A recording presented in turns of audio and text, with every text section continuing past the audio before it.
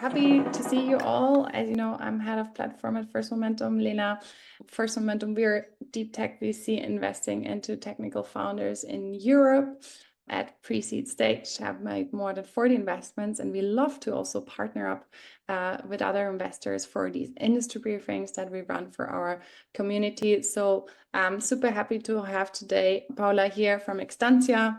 Extantia actually being a climate fund that does both invest directly into startups, but also in climate funds.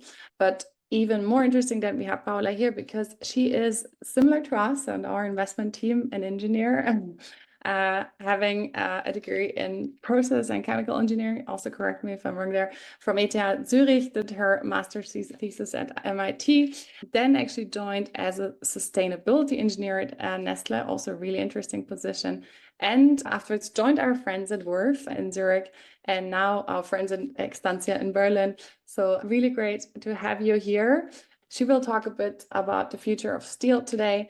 And before we start with the presentation, Paola, it would be great to know, how did you actually get first into VC? I guess starting with Worth, why and how? Thanks, Lena, for the introduction, and thank you very much for having me here. I appreciate this opportunity and very happy to share more about steel later on. It's one of the first things I did at Extantia, and I find it a very interesting and complex industry in terms of decarbonization. And a bit more about how I got into VC. So a detail you didn't mention is that I also briefly worked at Climeworks in urban development during bachelor and master. So that's a bit how I got into the whole climate tech space. And then during my master studies, I picked more and more subjects relevant to the energy transition and fuel synthesis and energy storage and so on. So that's a bit how I developed the passion for this climate tech sector. And then I think as I worked at Nestlé, that was an internship, but I didn't really see myself as continuing as an engineer in a big corporate. I think there's still the option to be an engineer in a startup, but at that point, I kind of wanted to change a bit. So that's how I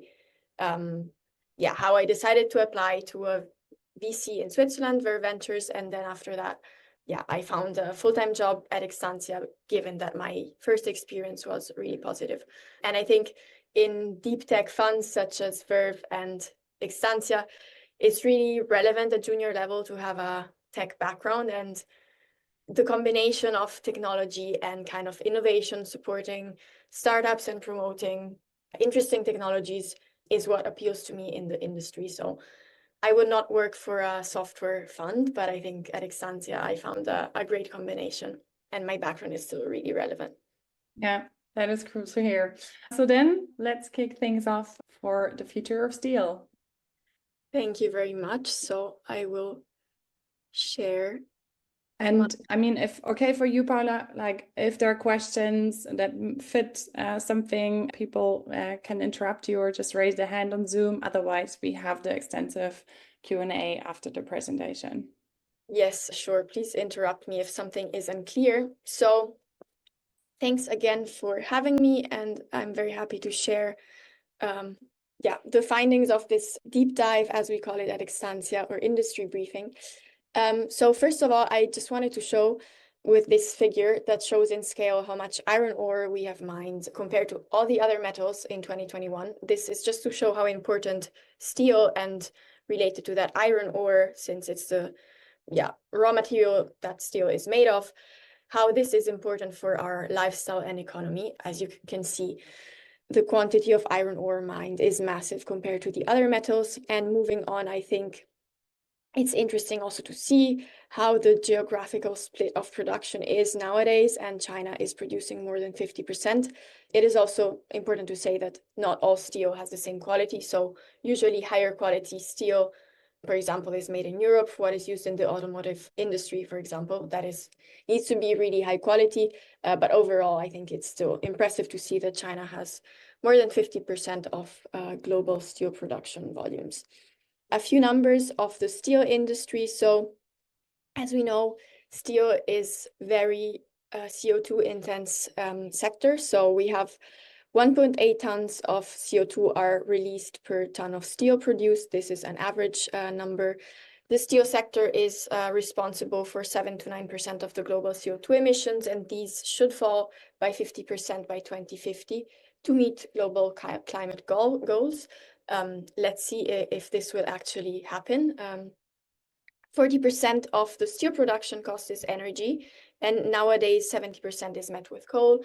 And we'll see later on, this is also one of the reasons why the sector emits so much CO2, because you have both energy-related CO2 emissions and CO2 emissions that are generated by the reaction occurring during the production itself. It's a big market, $1.6 trillion so far, and it's predicted to grow due to increased urbanization and population growth. Steel is an incredibly valuable product. The average lifetime is 40 years, and the average price per ton of steel is $850. The price is strongly dependent on location and quality. So to summarize the history of iron and steel, this starts a long time ago. The first findings of smelted iron were done in 2000 before Christ, and it is thought that steel was discovered by mistake by finding smelted iron mixed with charcoal. And then people realized that these tools were even more durable and strong than tools made only of iron. So this is the primary use of steel, making tools that then are more efficient and more durable. And this is the Iron Age. And then flash forward to 1200 after Christ, we have more expertise in the steel manufacturing, and we have the development of blast furnaces and other techniques. And together with expertise comes also trade of this material. And in the 15th century, steel was present overall in the world. Then steel was really important for the Industrial Revolution, and it was used a lot in railways, buildings. So demand rises, and there are innovative and more production processes for industrial production of steel. We have here a picture of the Brooklyn Bridge, which was the first and longest suspension bridge made of steel until 1903, if I'm not wrong. So it was built in 1833. And then, very important in the story of steel, we have the development of the Bessemer process, which unlocked large volume, cheap production of steel. And the innovation was blowing oxygen in the furnace to remove impurities. And nowadays we have more than 3,500 types of steel, and different types are characterized by different properties, which in turn are given by different steel composition. So we have iron, carbon, and then trace elements that are alloying elements and are used to give different properties such as strength and durability. From raw materials to versatile products. So here showing a bit the flow from iron ores, which are the starting material, and iron is actually the fifth more abundant element on Earth, but is usually bound in compounds that are very thermodynamically stable. So recovering iron from that would require a lot of energy. And iron ores in forms of oxides are less abundant, but less energy is required to recover iron from that. So that's the reason why we use iron ores, oxides, and so on. And nowadays, 98% of the mined iron ores are used for steel production. And here I'm showing a few different raw materials we have. This is hematite, limonite, goethite, and magnetite. Then we have metallic iron. So in the material flow, iron ores are reduced to metallic iron. Pure iron in metal form is almost unknown on the surface of Earth. And then the last product is steel. So adding to iron, carbon, and trace elements such as nickel, chromium, copper, and manganese improves performance, and one can really tune the properties for the desired application. And then the steel making process, so we can divide it in 3 steps. We have the iron making, so the ore reduction, and here I'm showing one of the different equations that one can have. Here we're using carbon monoxide as reducing agent, and this is what I was saying earlier, that the sector is so CO2 emitting because we have also process-related emissions, so that are kind of unavoidable even if we decarbonize the energy source. So the inputs here are energy, the iron ores, and then we need a reducing agent, which can be coal, hydrogen, or methane, or others. And the output is pig iron in case of certain processes which contains iron and carbon, or directly reduced iron if the reducing agent used is hydrogen. And this step accounts for 70% of the sector's emissions. In the second step, the iron metal is transformed into raw steel. So pig iron or direct reduced iron are mixed with oxygen to remove impurities, and carbon is added. The output is raw purified steel, and in this step, it's the step where scrap metal, so the recycled steel, can be incorporated. This step is responsible for 20% of the sector's emissions. And then in the last step is where the surface finish is given, the mechanical properties are tuned by adding different proportions of selected alloying elements. Also, the final shape is given, so it can be sheets, slabs, or other shapes. In this figure, we can see different technologies and pathways. So the blast furnace and basic oxygen furnace pathway is currently producing 70% of worldwide steel, and we have coke as reducing agent. So this is really CO2 intensive. And the second pathway with iron ore and hydrogen as reducing agent fed into a direct reduced iron furnace and then into an electric arc furnace, which can run only on electricity, is a pathway that is increasingly gaining volumes, let's say, but nowadays it's still used only to produce 5% of the yearly volumes. And here we can also see that recycled steel can be integrated in the processes. And nowadays 25% of steel is produced by recycled steel. And then we have, as I briefly mentioned earlier, the secondary and tertiary steel making. So where then the composition is tuned and desired properties are obtained. So it's a challenging industry, and I think the main challenges are summed up on this slide. It's a really expensive business, and if we want to decarbonize the industry, we need to really invest a lot of money. Depending on scenarios, we have 1.8 to 2.6 trillion investments that are needed. The current favored decarbonization pathway is by using hydrogen as reducing agent, but this is not as easy as it seems because we currently don't really have a lot of green hydrogen.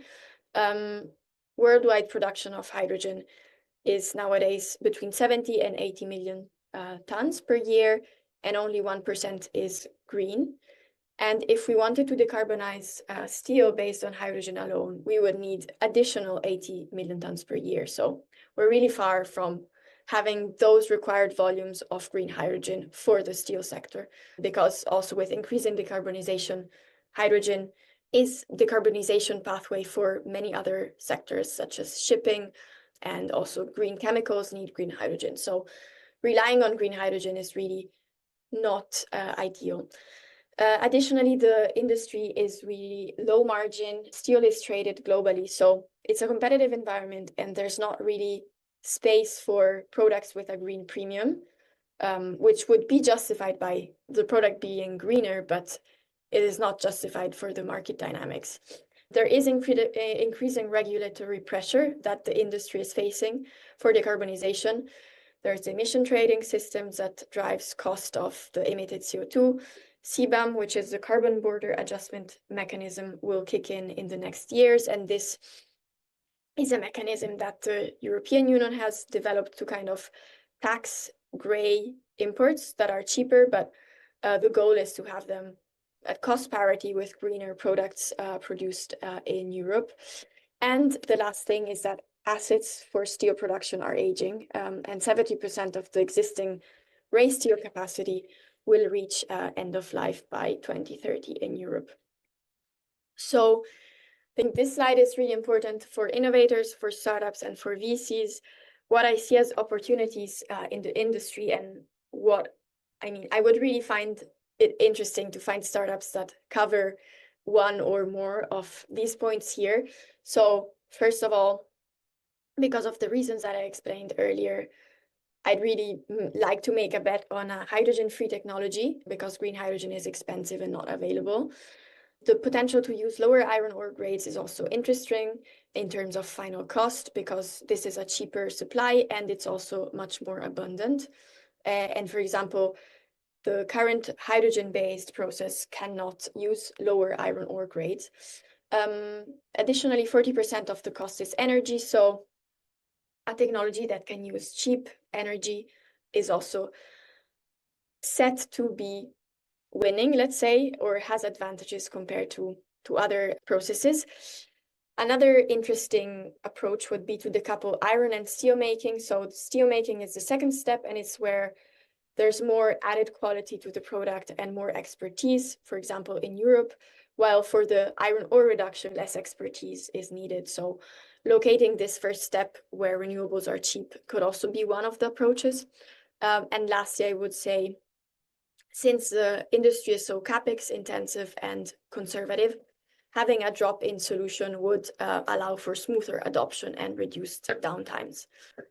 So I think the industry perspective is a bit less interesting for startups and investors, but I just briefly like to mention what are seen as key drivers from the industry players. So the point number one is improving operations, which obviously is really important, but again, it has a limited impact because energy consumption for steel production has decreased by 50% compared to the 1950s, so it's already a highly optimized process.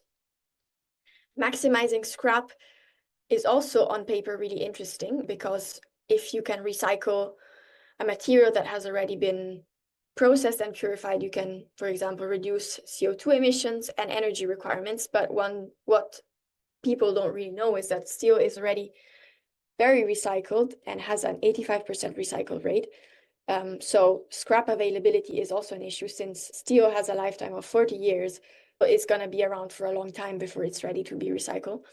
And also, one cannot really just feed recycled material into existing processes without adapting it because recycled steel has different thermal properties, for example, compared to the raw materials. So also some degree of process adaptation would be needed.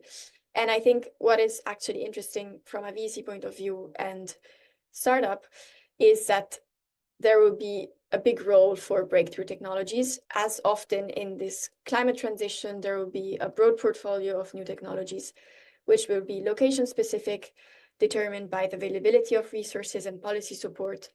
What are the challenges for breakthrough technologies are that the industry is conservative and really capex intensive. Current approaches are still at low-ish TRL levels and currently favored pathways, so H2DRI and carbon capture, utilization and storage are favored, but actually steel produced with these methods comes at a 40 to 70% green premium because the processes are really energy intensive or depend on green hydrogen, which is expensive. So in terms of green premium, in such an industry, it's actually really important to compete with gray alternatives. So going on to what I see as important KPIs to evaluate startups in the field before we move to the more interesting market map. Obviously, energy input is really important. We should try to minimize it. Carbon intensity of the product is another important parameter, and we would clearly need to go for a technology that at least decreases this, if not both energy and carbon intensity. And then there are a few others, but maybe most important is raw material quality. So having a process that can be fed with more low quality iron ore is also really interesting. So before I go into the different technologies and processes that are currently being developed, I just wanted to mention that you've probably seen market maps that are much more populated than this one, but I've decided to show only startups that are really producing either iron or steel or doing a combination of the two, but I'm not showing startups that are decarbonizing industrial heat or developing innovative circular reducing agents such as CO from the CO2s emitted during the process. Or lastly, I'm not showing startups that are developing carbon capture solutions to capture CO2 from flue gases.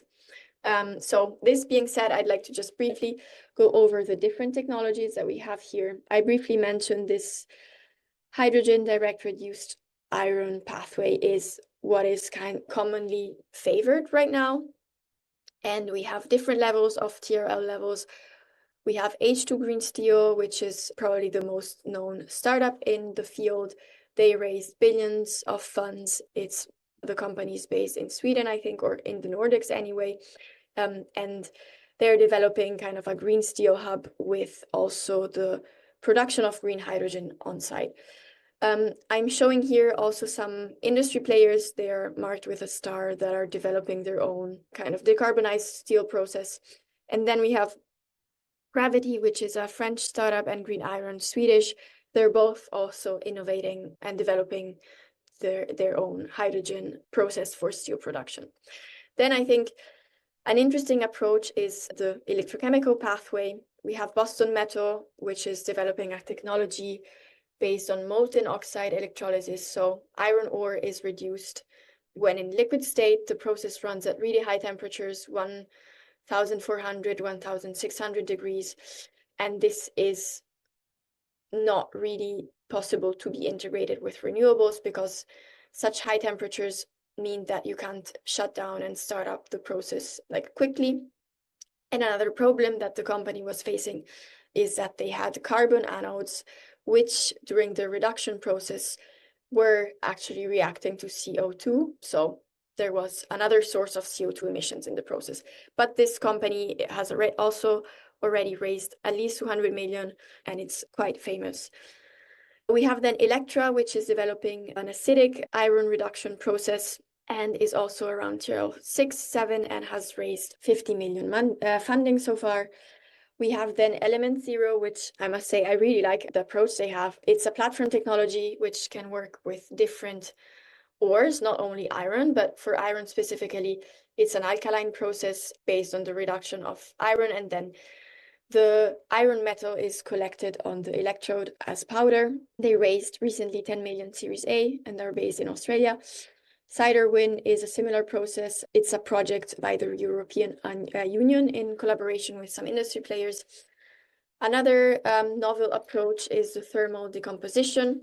So we have Limelight Steel, which is developing a process based on blue light lasers for the reduction of iron, and Hertha Metal is developing a process based on hydrogen plasma to reduce iron, and this is still depending on hydrogen, but it supposedly uses 30% less per ton of iron ore compared to the H2 DRI pathway that I mentioned earlier. And it also is quite promising because it supposedly could reduce energy requirements by 70% compared to electrochemical pathways. And then the last startup that I like to mention is Helios. This is a startup that is raising a Series A. They are developing a technology based on alternative reducing agent for the reduction of iron ore. More specifically, they're using sodium in a process that runs at approximately 400, 600 degrees. So this is everything that I would like to mention in terms of like hardware startups. And then we have also a few startups developing tools for process optimization, so more software-based. And we have here these three startups. Deep Meta is coming from the UK, Foresight is an American company, and Smart Steel is actually based in Berlin and has exited a few years ago, has been acquired by Heraeus, which is catalyst and steel producer, something like that. So I think this is the most interesting slide maybe, but before ending the presentation, I'd just like to underline the fact that steel is a sector that is emitting a lot of CO2. And as we've seen, there are not to date many decarbonization technologies and pathways. And as we see here, the demand for steel is set to grow by 2050 because of increasing urbanization and population growth. So this is a call to action. And if you are working on a solution in this space or know somebody who is, please feel free to reach out. I'm very happy to have a conversation. So yeah, I think that it's time now for questions. Thank you so much, Paola. Super interesting. Yeah. Perhaps, yeah, whoever has a question, just raise your hand or put them also into the chat. I would already shoot one of mine because you had shown the different pathways. Do you have like a favorite path or method, one that you bet on the slide with the market overview? Yeah, so I think, I mean, I also did my master thesis studying electrochemical processes. So I think overall, I see the potential of an electrochemical pathway for steel decarbonization. I think one of the main challenges is that you can have several side reactions during these processes. And then if you have side reactions, you're kind of using up energy unwanted, but you're using it for side reactions. So one of the risks of electrochemical pathways is that you need a lot of energy because you're kind of wasting some during the process. And there's also potentially degradation of the electrodes. But I think overall, I really like electrochemistry and electrochemical approaches because they usually run at mild conditions and they can really fit with renewable electricity generation. Yeah, makes sense. Then yeah, Nicholas, do you want to go and ask a question? Yeah, hi, thanks. It was a great talk. I was just wondering about the carbon cost. You had it listed as 100 to 150 euro per ton of CO2. How did you get to that? So that is actually what is predicted by this European trading, the ETS, emission trading system. So that is They themselves predicted that. Yeah, it's just what is probably or what they suggest as cost in the next years for CO2 emissions. Okay, thank you. The next question, Misha. Yeah, hi Paola. Thanks a lot for the presentation. Really very, very interesting and insightful. One question from my side, like among the niches or in the like fields you're looking for, are you also looking for responsible sourcing solutions? The reason I'm asking is because there is like one really seems like quite relevant startup called Sirius. They have really quite a strong team there, like Techstars backed.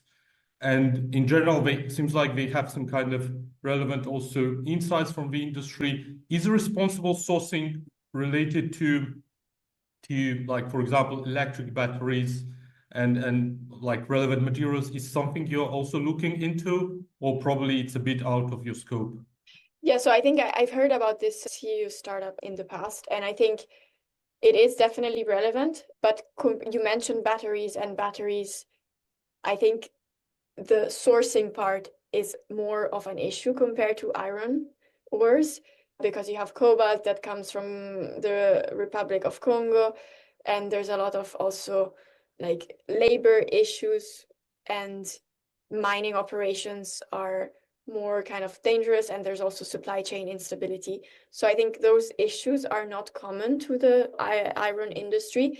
But again, I mean, sustainable sourcing is always a topic. I just think that compared to other industries, such as batteries, it's just less of a problem. Thanks a lot. Thanks. Mike, you want to go next?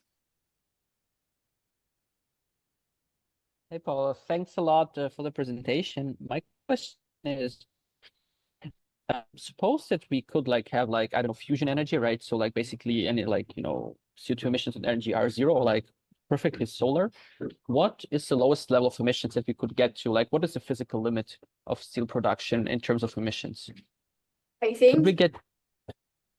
that if you decarbonize the energy source and avoid process emissions that are currently being produced because you use coal as reducing agent, so you have kind of the oxygen in the iron ore binds to the carbon and makes CO2. So if you avoid those two sources, I think you could actually get to zero in terms of production and process emissions. And then, I mean, you would still have, you know, the embodied carbon and all that. But I think if you actually tackle these two steps, you can really get to low CO2 footprints. Okay, thanks. Sting, you want to go next? Yeah, sure. Thank you, Paula, for the informative presentation. I just would like to know a bit more about the industrial corporates, like the big giants. What are they doing on the innovation side? Because as you have mentioned in this chart, most of the innovations come from either labs or pilot programs. So, for example, what is ThyssenKrupp doing at the moment to spike innovation in the production? Yeah, that's a good question. So I think it's less about, but usual, every industry player is trying to find solutions. And actually, you have a lot of industry players that have corporate venture capital arms and co-invest with, conventional VCs. But to answer your question a bit more in detail, so for example, you have ThyssenKrupp here. It's quite small, but I have put some players, some industry players on this slide as well. It's just I found maybe press releases or something similar describing kind of how these big industry players are approaching the problem. So here you have these five industry players that are developing their own H2DRI plants. We have also voestalpine that was running a project based on hydrogen plasma. And then I think you have also that is not on this map. You have industry players that are supporting startups decarbonizing industrial heat. I also have had some conversations with a startup called Decarbon. They are partnering with ArcelorMittal with a very interesting solution that is recycling CO2 emitted by the basic oxygen furnace and blast furnace, and you kind of feed that into a reactor, react that back to CO, and feed it back into the steel production process. So you could kind of recycle CO2 emissions in a circular way to avoid just having emissions to the atmosphere. Okay, thanks.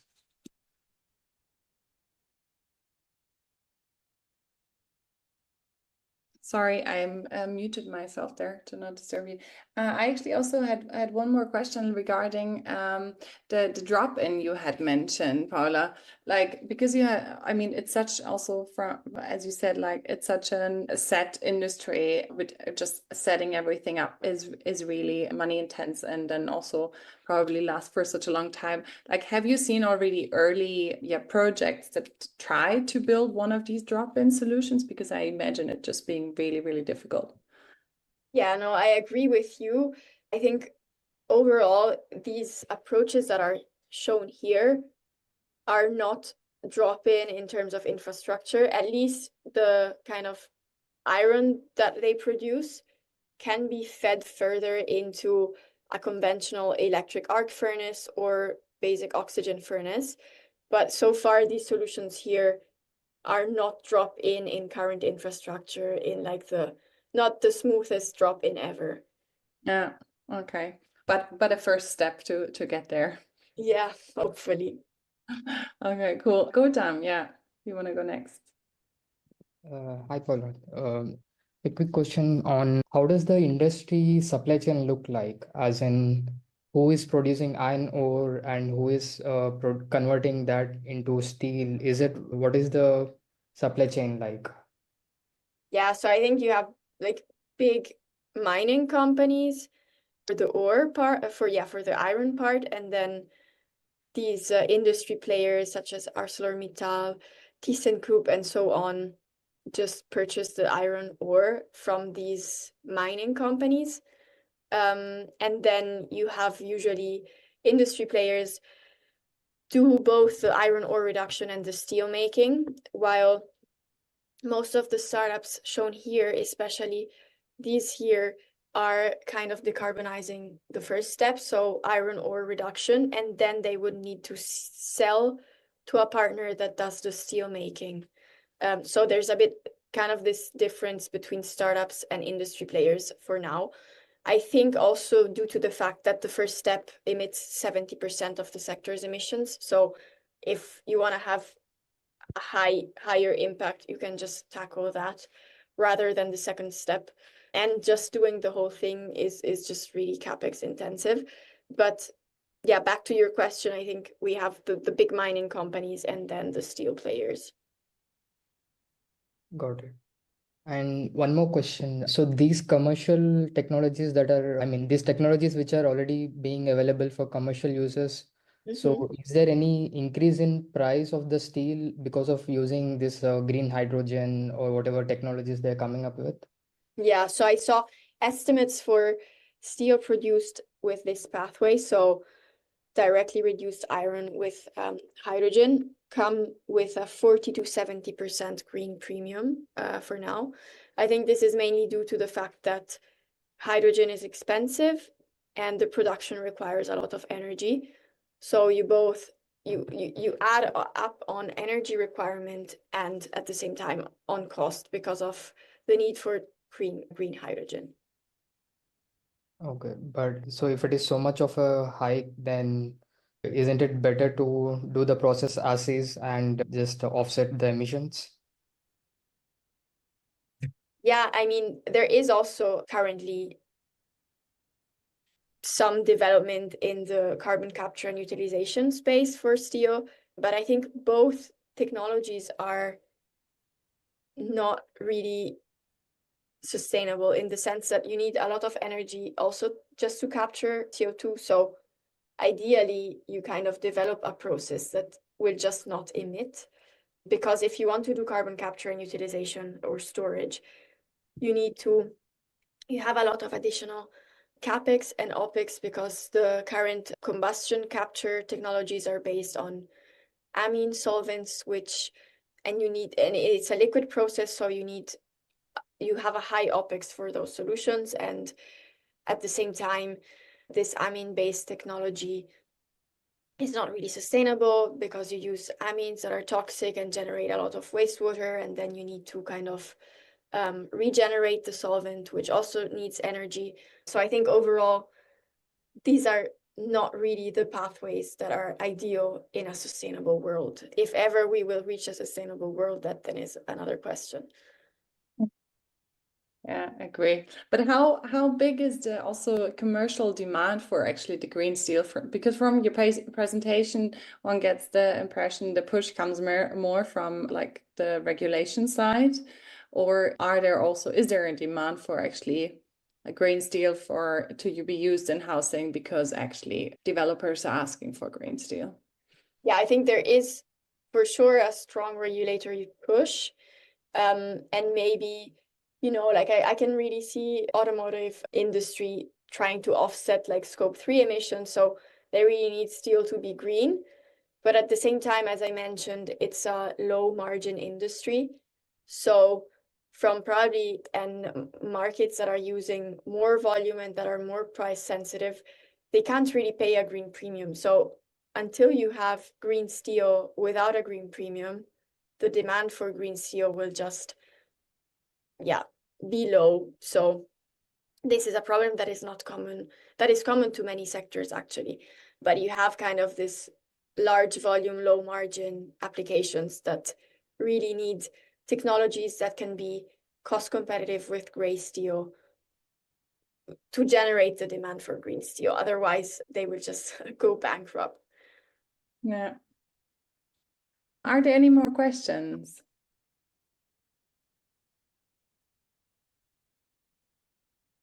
If not, then I would say, we will also, if okay with you, also share the presentation later. And I think you can also reach out to Paola through LinkedIn. But thank you already so much for this super insightful presentation and also for staying so much in time. It's not common.